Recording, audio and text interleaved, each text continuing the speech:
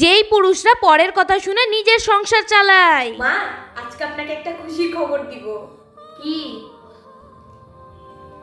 এই দেখেন। এটা আবার কি? আমরা মুখ্য সূক্ষ্ম মানুষ বাপু, বাংলায় বলো তো এটা কি?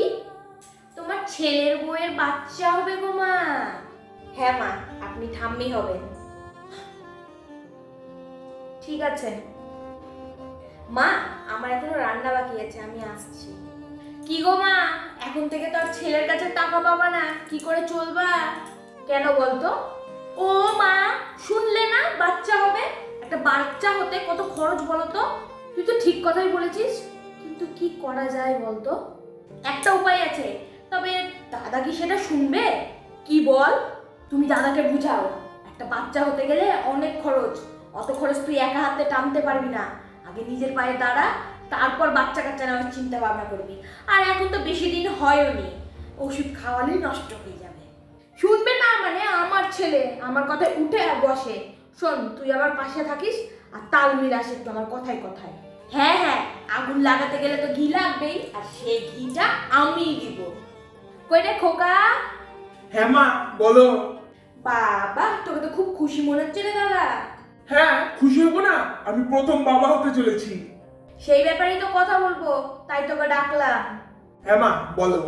শোন, সংসারটা তো তোর টাকায় চলে, আর একটা বাচ্চা নিতে গেলে কত খরচ তুই জানিস? দাদা কি করে জানবে মা? তুমিই বলে দাও দাদাকে। তোদের তো বেশি দিন বিয়ে হয়নি, ওগুলো ভাবনা চিন্তা পরে করিস। আগে খেটে খুটে বাড়ি ঘর কর, ইনকাম পাতি বাড়া, তারপর ওই সব ভাবনা চিন্তা করিস। হ্যাঁ রে দাদা, বৌদিকে বল ওষুধ খেয়ে নিতে, এখনো বেশি দিন হয়নি। তোমরা কি বলছো এসব মা? থাক মা, বেশি কিছু বলতে যাও না ওদেরকে, ওদের ব্যাপার ওদেরই বুঝে নিতে যাও। আবার কিছু হলে তখন আমাদের দোষ করবে, আমরা বেশি নাক গলাবো না বাবা। বলছি, আমি কালকে তোমাকে ওষুধ এনে দেবো, তুমি খেয়ে নিবা।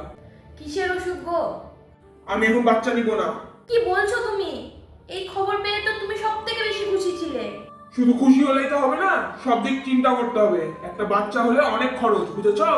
কিসের খরচ বলো তো? এখন তো হাসপাতালে ফ্রিতে ডাক্তার দেখে, আর বাচ্চা হওয়ার সময় তো কোনো টাকা লাগে না।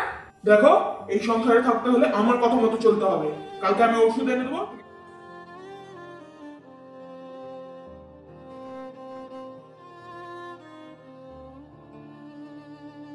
ও মা, আমাদের প্ল্যানটা কাজ করেছে তাহলে।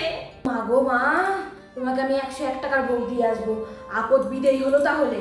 হ্যাঁ মা, যা বলেছো, কি যে আনন্দ লাগছে। যেই পুরুষরা পরের কথা শুনে নিজের সংসার চালায় তাদের সাথে সংসার করাটা খুব মুশকিল। আর ঘরে এরকম একটা শাশুড়ি ননদ থাকলে হয়ে গেল বাড়ির বউয়ের জীবন নরক।